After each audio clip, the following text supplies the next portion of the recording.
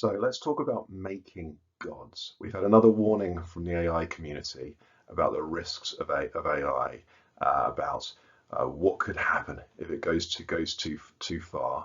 And I wanted to unpack that, some of the solutions he's talking about, some of the risks that he's talking about, and how we should think about existential risk and AI, because it's not a topic that seems to be going away.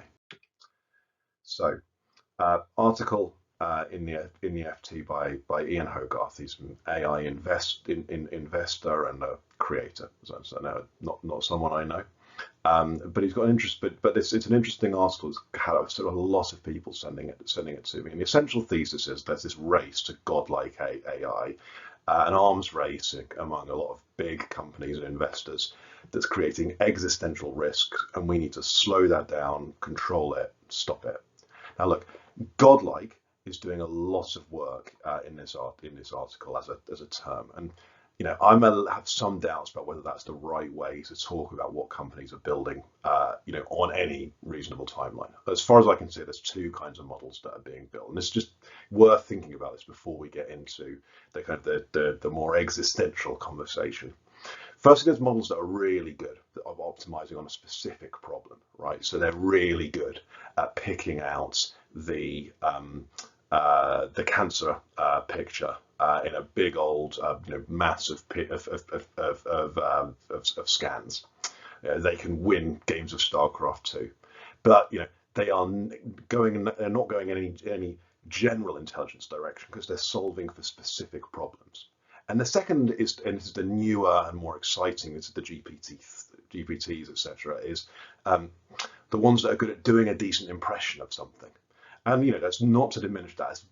That's obviously hard and amazingly impressive. But do a good impression of an article about a topic. Often kind of strewn with errors, but I'm sure that's the kind of thing that can be fixed with progress. But that's what they're doing. They're trying to create a decent impression of it. And if what you're trying to do is create, digital art, then that's really powerful. But again, it's not. In that case, it's not trying to solve for any particular problem. If you ask it to do a picture of a dog, it doesn't know what a dog is, right? It doesn't have any underlying understanding of the problem. It looks across a big old pile of data from the internet and tries to come up with something that looks a bit like what people typically produce around that topic. So with that in mind, he kind of comes up with two scenarios here. The first, where this kind of godlike AI could lead to harms, relating it to specific things that are going on now. So the first is mental health impacts. He talks about people, someone even committed suicide after discovering they talk to a human-like chatbot.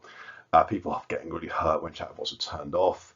And then deepfake, scams, misinformation. Now, I think it's fair to say it's very credible that this will happen, because it's happened for a load of other technologies, right? Social media being the most recent example where there's been a lot of concerns about misinformation online. There's a lot of regulatory action going on that topic, and lots of concerns about mental health impacts. Now, I'm not going to kind of arbitrate on how credible those are, how serious those are here, but lots of people are worried about them. But that kind of tells you this isn't an AI specific issue.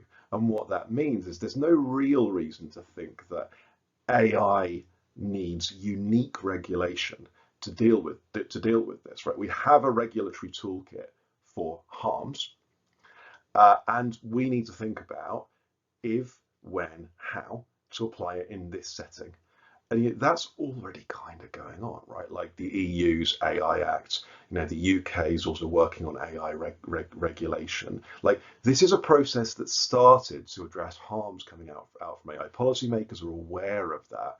And I don't think this is an existential risk from godlike AI.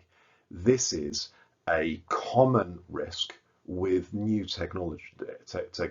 That is, again, not to diminish it. It's serious, but it's not novel, and there's and the right response is to try and address that harm. Align says all of the classic policymaker tools. It's not a dramatic slowdown in quite an exciting area of research. So we come on to where I think there's more of an existential risk. He draws out these scenarios where and he gives us an example here from some scientific literature where, or a lecture, where it sets out this scenario essentially where someone's trying to solve a big global problem, and in trying to do that, an AI takes over.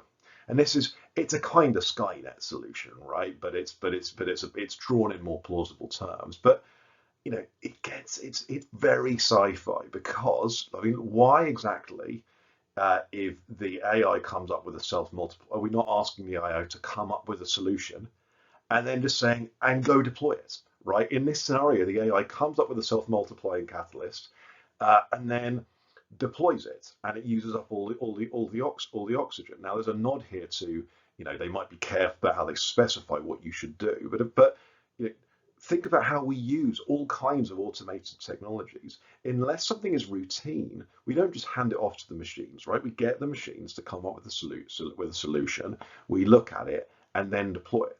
So in this kind of scenario where you're not talking about the AI, any kind of subterfuge or anything like that, the AI is kind of doing what we've told it to do, I don't get in any kind of plausible scenario why you're saying to the AI, just go off and do it. And so I think really this is kind of more realistic. What this is really speaking to, this scenario, this is the power is the problem here, right? Like, so suppose you had no AI at all, right? You've asked some scientists to help deacidify the oceans. They come up with a self-multiplying catalyst. They deploy it, and it uses a quarter of all the oxygen in the atmosphere. You've got exactly the same harms, and no AI has been involved whatsoever. It's not the AI that's doing the work here, because really, I think this is a variant on the old grey goo scenarios and it's really, the risk here is a self-multiplying catalyst, right? That is what is doing the work here in terms of creating an existential risk. And I don't think it's really an AI problem. It's a self-multiplying problem. It's maybe a nanotech problem, whatever it might be. I don't think it's really an AI problem. I think, for that reason, I think that what you would have here would you'd be more worried about equivalence of kind of algorithmic trading style risks. So suppose, the AI was running a system and doing it in a way where it would take charge over time. So we had to suppose that this catalyst, which was keep deacidifying the oceans, needed to run forever, and it needed to get adjusted 1,000,000 times a second, and therefore you put an AI in charge. And I think that kind of system is really, clearly there is a risk then that the AI lurches off, particularly if there's kind of a positive feedback loop, so it intervenes more and more and more and more. And then that's happened with algorithmic trading. But I guess crucially, it's happened with algorithmic trading. It doesn't require, it's not a product of godlike AI. In some cases, that's more likely if you've got pretty dumb automated systems. It's really just saying, if you have huge power and you automate something, there can be a risk. Now, maybe AI leads us down a world where we automate a lot more, but again, I think it's just you're not talking about a novel problem of godlike AI. What you're talking about is a problem of either huge physical power in the world, whoever's in control of it, or automation without sufficient oversight. And that automation without sufficient oversight, again, that's the kind of thing policymakers are already looking at.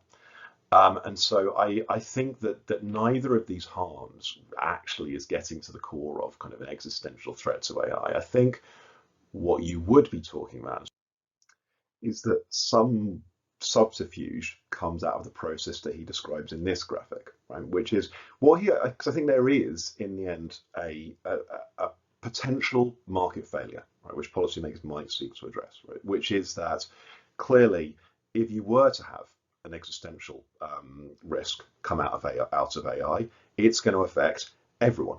And a tiny share of the cost is going to be paid by the people who invested in, created that AI. Now, crucially, of course, they'll also get a tiny share of the benefits. That's pretty well established. Nordhaus did some research, and I think it's a couple of percentage points that the creators normally get. Most of the benefits normally go to consumers, but still, there might be an underincentive to look at those risks. And you absolutely can imagine risks if AI starts to look pretty fundamentally different to how it looks now as it becomes more powerful, and it starts to, and its goals start to separate from ours, right? If you had an AI which was powerful, maybe not in the sense, I think godlike, that's just, it anthropomorphizes the thing, right? But if it does start to either by becoming more human-like and then eventually godlike, or in some other way, it starts to and is able to work, to interest at different hours. That would be a risk, and you can absolutely see that the incentive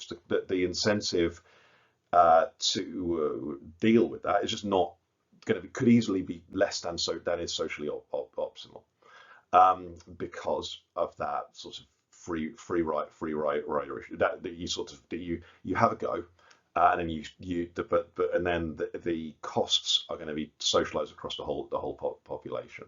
So it's not that there couldn't be an issue. I think that a huge amount of work is being done by the term godlike, and as I said, I think some of the scenarios he's sketching aren't hugely persuasive to me, as speaking to an imminent risk, but I can see it. So then we come on to the solution. And yet he speaks essentially to a certain like option where, you broadly, I think that means it's kind of a government-led, not so much driven by the profit motive, single major project, that this is kind of brought together. So instead of having lots of companies racing away and therefore maybe having an incentive to build capabilities rather than safety, which is what he speaks to, you bring it all together, and so it can be, run for everyone's benefit. Sounds good, right? I think it's a pretty terrible fit with AI, right? What AI needs is lots of exploratory work. It needs lots of exploring around use cases, around different approaches. It needs a whole lot of distributed creativity. What it doesn't need is a massive capital project, right? Like Cerner's response to a very specific, here are tests that we want to run, which is exceptionally expensive to run. So governments are gonna club together to fund it. So I'm pretty sure what would happen here. This is here. I think there's a version of this happened to space until quite to space flight until quite recently. Is it would slow progress to a snail's pace, because you'd lose that competition has value in terms of driving progress. And that's a problem because let's remember, we have a global growth problem. We have, a whole load of people who are a lot poorer than they should be. Their standard of living is not making the progress in that we were used to it making, in developed economies. And in developing economies, obviously people are poor, and so there's a whole lot more need for raising incomes. And AI, I think, has to be seen as one of the better bets in terms of where progress in productivity, which is what drives progress in wages, which is what drives obviously in people's standard of living, might come from. And so I think, this, if you thought you were, and I mean, clearly the author is kind of concerned about, you were absolutely just on the threshold of, nuking the world with this thing, maybe. But otherwise, this seems like a terrible outcome, for progress and in AI. And given some of the obstacles to other avenues for human progress, which we won't go into here, that seems like bad news for us overall. I'm also not sure if it's the best way to avoid catastrophic risk. One of your problems here is, suppose that this big laboratory builds a system, and then it kind of gives it to the world because it's not profit driven. Then everyone's going to be using a much more similar system, and that's exactly the kind of scenario in which you do get maybe not existential risks but systemic risks, where everyone's having the same problem at the same time. It's so we're all walking around with the same vulnerabilities, and I think that is actually one potential route to a catastrophic risk. is, every farm is running the same AI optimizing system. They get it wrong in some way, and you have a global agricultural collapse, right? It's much more likely if it's all coming out of one lab. One of the great merits of the diversity that you get in a kind of a pluralistic system like AI research right now is that you get a diversity of solutions, which is both good for progress, but also I think in many ways good for risk. And I think in some ways, if I'm a policymaker, I'm thinking as much about how I can maintain that diversity, when there are some quite big players, as I am about how to centralize it.